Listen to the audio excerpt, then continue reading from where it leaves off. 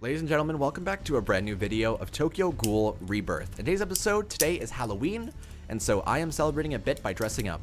I did lose my wig and my eye patch, so unfortunately I'm unable to do the full cosplay, but you know what? We'll do our best with what we have. I also wanted to go ahead and cover the war today because there is quite a few new things on the game, and it appears that people are very interested to see coverage. First and foremost, territory battle is on.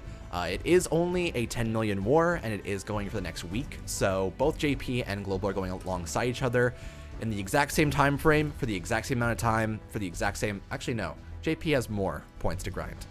Either way, it's still a lot of points to have to grind, so it is going to be its own time. You also get LeaIsChill off of it. For a dispatch, he is fairly solid, mostly because he has the 1.5 times territory point increase. Currently on Global, there's only two characters that have better than 1.5 times, and that's Kijima and Halloween Kaneki.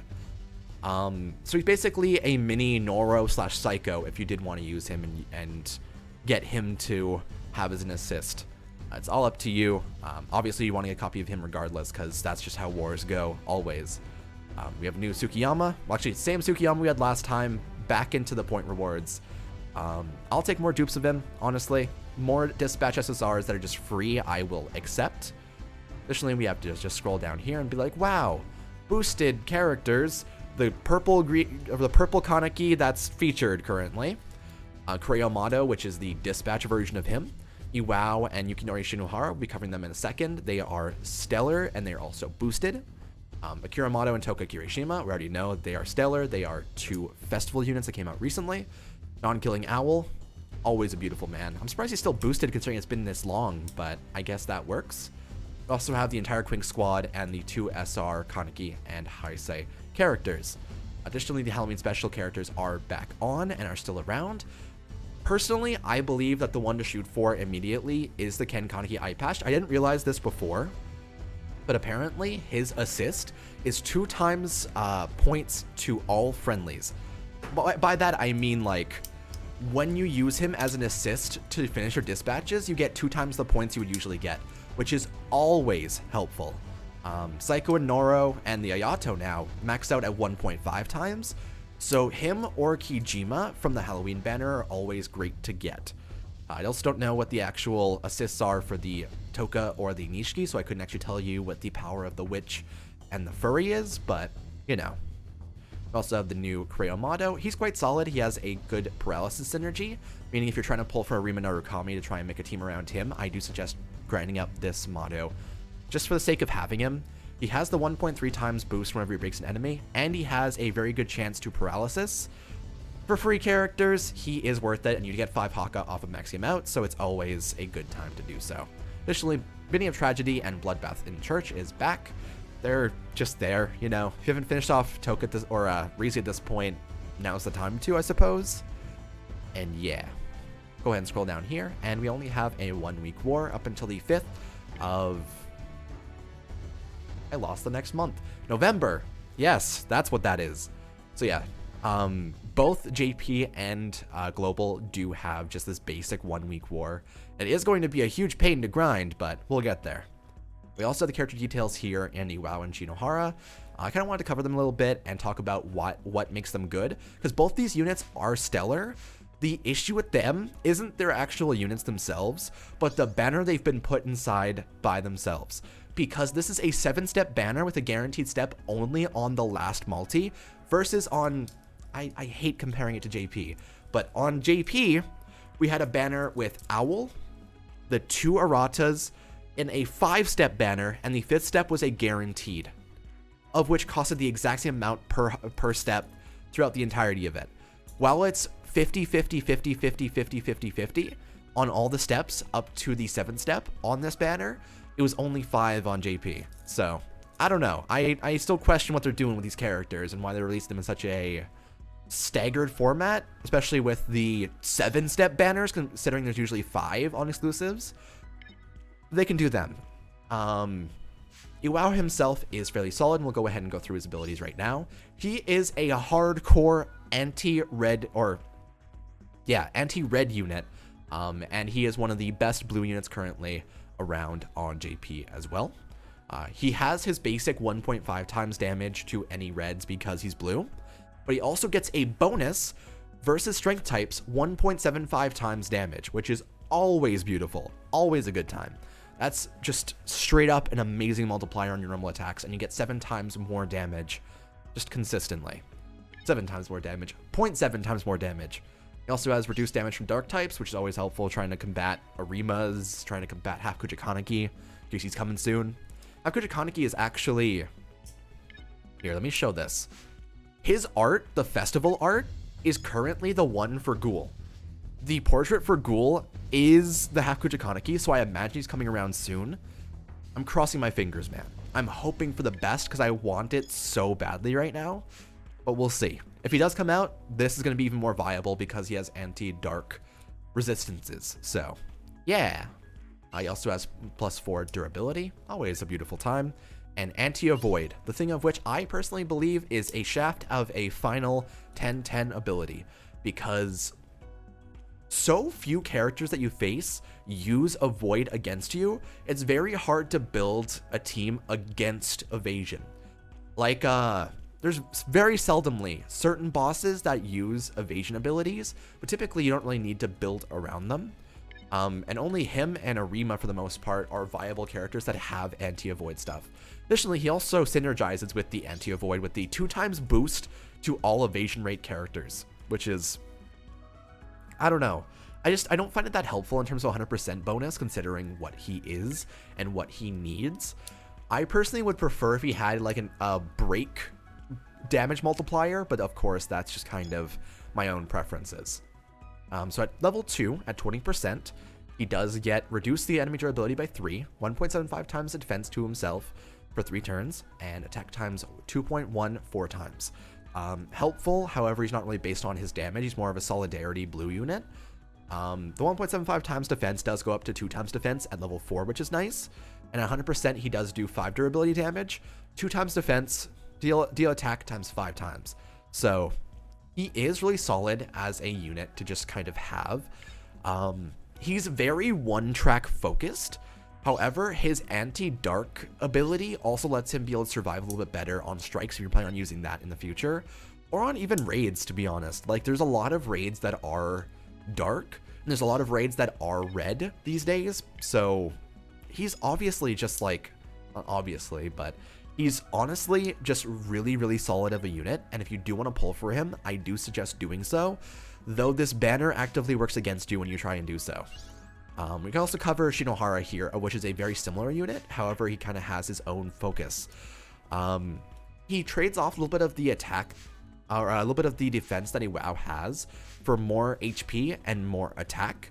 Additionally, he does have a better synergy with one of the more consistent things you run into. He is green, and he has crit damage against int types, which is all blue. Same thing as Iwao, so he is a huge anti-blue unit. I feel as if we have more bosses that are red so far on JP. However, there was a Narukami boss that was a super pain in the ass, so Shinohara would definitely be helpful to try and take that down when that does come around. He has the anti-dark type, which is always helpful. He has an HP increase, which is instead of the durability increase that Iwao gets in the 3rd tier as well. So he does have a little bit more survivability there. And finally, an anti-block ability, which in terms of like, in terms of like viability and how often you run into block versus avoid, honestly, block is more common because some of the units that you do face inside raids and stuff like that have a straight, just basic block consistently. So definitely keep it in mind in the future. It's more helpful than the one that Iwao has, but still not that great unless you're seriously fighting certain bosses. He also has the same thing that Iwao has in the versus damage against block rate characters 2 times.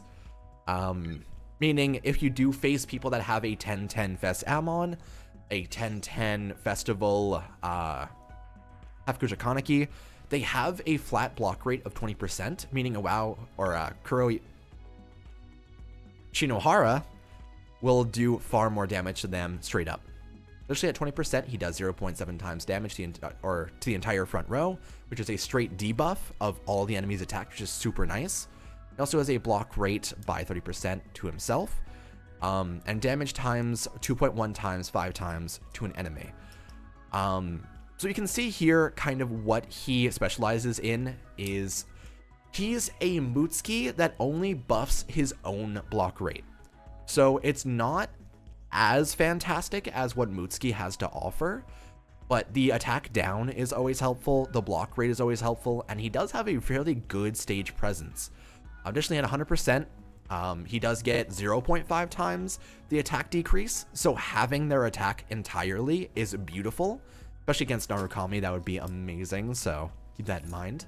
Increased block rate by 50% for 3 turns, which is fairly ridiculous. That's a like straight half the time you just won't take damage from anyone, and it's great. And he also has an attack 2.2 times damage times 6 times. Honestly, both units are completely stellar in what they do, and they do have some seriously good things to them. The banner is a huge investment because of how much it costs to go through all the steps. It's hard because the banner is worth it if you pull 2 of them throughout the entire steps of it, I think. By that I mean like 1 copy of Yuao and 1 copy of Shinohara, but if you don't get at least 1 copy of each of them, I'd say that you actually, it's not that worth it. It's really difficult to try and decide because I also don't know what people's accounts look like right now. Like for mine personally, I would want to pull on this banner because of what I currently have. I have a team that's primarily focused around my red units. I have mostly red and dark. I could just go ahead and skip through this. So I have the Owl and I have Feskoniki, which are both red units that I seriously have been just kind of carrying with. Mutsuki and the, actually just Mutsuki in terms of blue, which is still helpful, but not the greatest in the world.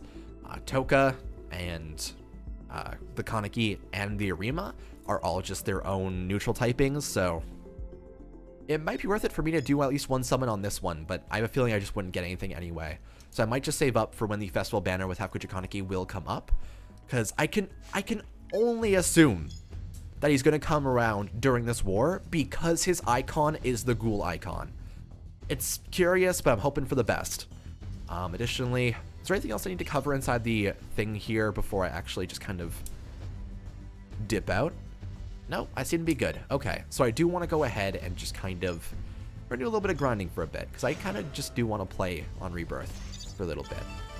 I have a lot of fun doing so, come on, show me a motto quest. That'd be nice. Gold Ward. I mean, it's helpful, but I don't really want to grind that on recording right now. I mean, no one gives a shit about Gold Ward, especially when ghouls are winning by such a large margin there. If you guys are playing on Rebirth, by the way, and you don't really know too much about the like dispatch war, because I know a lot of people started in the last little bit because of what's coming. If you look at the bottom of the screen, you can see that the ghouls are ahead. It's currently 517 to 506, and I just lost the rest of the numbers, but that's okay. Which means that you get half the amount of points you would normally get on this level if you're on ghoul side. If you're on human side, you would get double the amount of points, and you would get even more because you're losing. So it's something to keep in mind when you are choosing the wards to grind out during your times. If you want to try and prioritize getting the most points possible, my suggestion is always to just try and focus on pumping out the wards that you are losing. For example, here on the Quinque ward, ghouls are still winning. 8-2-1 versus 8-1-8. Damn it. Can I get something that's at least losing in some way? Or are just ghouls like crushing every single ward currently? Kagune ward, is that something new? It is 14, and the status is ghouls are winning 8-1-4 to 8-1-3. Damn it. This is just kind of how I do my dispatching right now, because I don't want to grind out levels that are more lackluster, because it's a waste of my time for the most part. Getting half the amount of points when you could just kind of dispatch, get your stuff, and then run away just sounds good to me, you know? So ghouls are losing the Kagune ward for blue, it appears. 595 to 596. So the plan right now, first and foremost, I actually wanted to go ahead and rescue you. Because I have the characters for it, and I'm probably going to dispatch here anyway to get this grinding done, so let's do it. I failed. I failed on a dispatch of 92%. Okay, I'll just do 100 then. I mean, if I have to guarantee my lack of loss, then I am down for it. Cool. I also got Gugune dispatches for an entire hour now, which is nice. Might be my entire time here. Also, Ward 20 has a new dispatch Hinami. I personally didn't get her on JP, but, you know, a precocious nature. You might want to get her. It just happens sometimes. She also has the 1.5 times territory points at the end of her tier, so it's always helpful. And she has a dispatch success rate of 5%, which is helpful if you're trying to get things done on, like, your normal dispatching casually. Actually, I want to check out what is Nishki's link skill, because I don't think I've actually seen that so far. Dispatch success rate by 10%. I mean, that's helpful. That's something to get. Honestly, all of them probably have fairly good abilities, but the Kaneki's 2 times points is just really important to me. Like, personally, that's one of the things that I care about the most. I want to be able to get the amount of points that I need to finish off the war in like 2 days, and then just stop. Just hard stop and never touch it again. Oh, hey, Hachikawa. I'm actually curious here, first. My assist is Kijima. Okay. Maybe I should just fight you. You are a dark type, so I wouldn't mind it. I'm gonna do tier 2. Because, like, I have no reason not to, and I do have our girl there in Toka Kirishima, so... Sounds good. We'll do this team. I know I was gonna do the Kagune ward, but I feel as if boss fights are more interesting and fun to me personally. Because, like, everyone grinds out Quinke wards consistently. You don't only get to fight a boss every couple of hours or so. Usually bosses do spawn on the hour. However, it seems as if Hachikawa did end up being, like, fairly weirdly spawned. It's only, like... So currently, if you want me to give you a time frame of where I'm recording this, it's currently 9:19 a.m. on the day that it goes up. So, yeah. I'm actually going to go ahead and try and prioritize the skill of Toka because it's so important, but... I'm going to do this. I feel as if this is one of the most important things to me right now. So I probably can't get the break this turn. I could do 2 durability damage if I had the skill of someone, but I really don't. So the issue is I do a durability damage on 5 and 10 when I first start a combo, so I'm going to be able to break him in 5 hits, or 10 hits. So it's going to be a little bit less effective. I want to have the buff with Toka off as soon as possible, so I'm going to use Owl's attacks to get Toka's skill, because he needs the charge, and truthfully, he needs his AP as high as it can possibly be for his skill whenever he ends up getting the buff. There you go.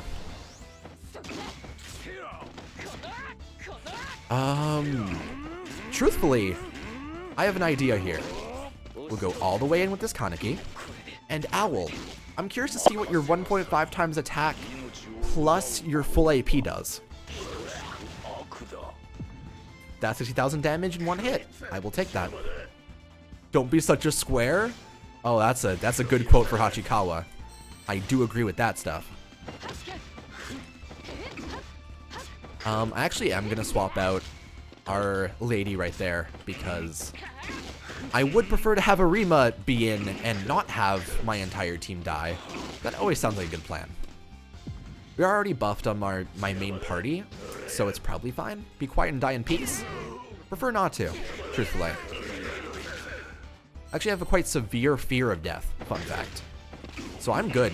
I am absolutely fine on dealing with all that shit. Kaneki, are you going to be able to break him? Truthfully, I'm unsure if you have the ability. Barely broken. On the final attack on the final string is where we end up making our swing. Alright.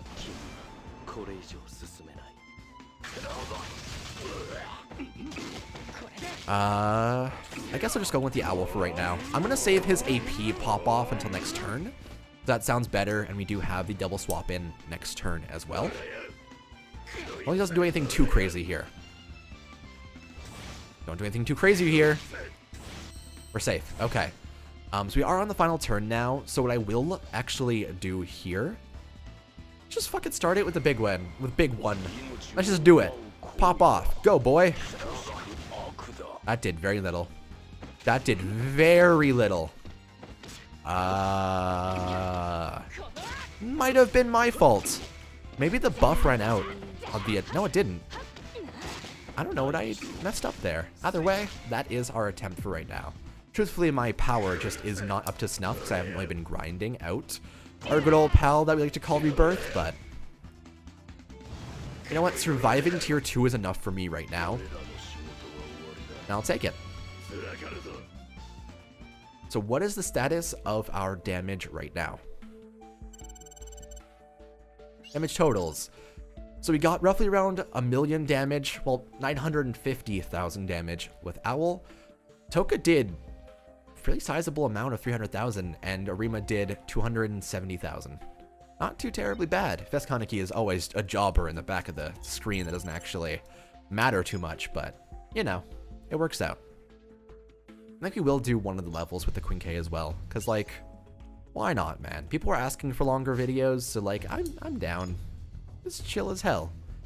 Now, I have so many fucking... I have tickets upon tickets, but I don't want to actually use them at this point.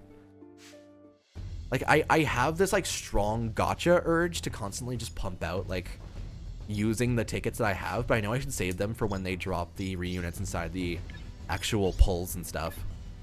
It's always my bad, man. Here, we're gonna go ahead and do a quick... Not that one. Quick Kagune Ward run through. I definitely don't need this team. In terms of who's boosted, actually, I wouldn't mind doing, like, full boost team, let's go, and we'll have the background of these three.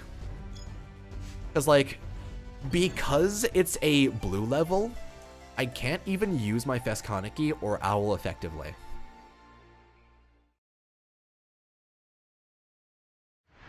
Alrighty, let's crush some boys.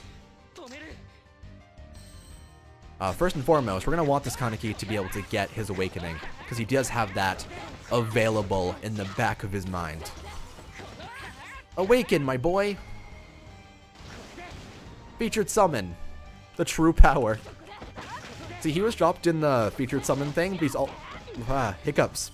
He's also inside, like, the basic banner when you first start, so, like, that's how I got him. So, I mean, if he's boosted, the shoe fits. I'll take it. He can do the most DPS ever. I'm down for 3,000 damage per hit on this Kaneki. Go, boy. Need to get Mutsuki's buff off here. Pop it. Neato. And we are good to go. I am happy. And now we're on the final tier. I kind of just want to see Kaneki tear through this Nishiki, to be honest. You know what, let's do this. Because what I want to see right now, I want to pop this buff with Toka. I want to pop this with Mutsuki. Rad. And I just want to see Kaneki tear through this Nishiki. Just fucking crush him. We're one and the same. That didn't work out as well as I expected it to. Whatever. Go, Kaneki! Oh, Kitster's here. How you doing, Kit? Cat just kind of wanders around sometimes. I think he's very confused at who I'm talking to whenever I record stuff, which, I mean, it makes sense. I'm just kind of talking to myself inside my room, but you know how it goes. Alrighty, and that is the 5 turns or less thing. I will take it. Thank God for the boost on the Mask Kaneki. It is so strange that they chose to have him as the featured summon right now. I honestly don't understand what they're doing with Global right now. The banners they're dropping is so abnormal, and they currently have still 4 banners going. Granted, this one leaves tonight, so I mean, that's something, but I don't know. It's just weird to me that they have everything just kind of popping off still. Like, we have the Fest banner, we have the Dispatch banner, and we have the ARATAs. We also have the Game Launch banner, and we also have 2 Dispatch banners and the Featured Summon. They're really trying to push out people trying to spend money on the game. I'm very side-eyeing it, but, you know. We will be returning with different forms of rebirth and reinvoke throughout the season to try and cover the bosses and stuff like that, and kind of covering counters toward how to beat all of them, because there are quite a few ways where they can just completely destroy you if you don't have a good buff unit. So we'll keep it in mind. Either way, thank you for watching, and happy Halloween to everyone out there. Here, let me see if I can... I will see you guys next time on Tokyo Ghoul Rebirth. Take it easy and bye for now. God, it's so weird. Take it easy, and I'll see you guys next time.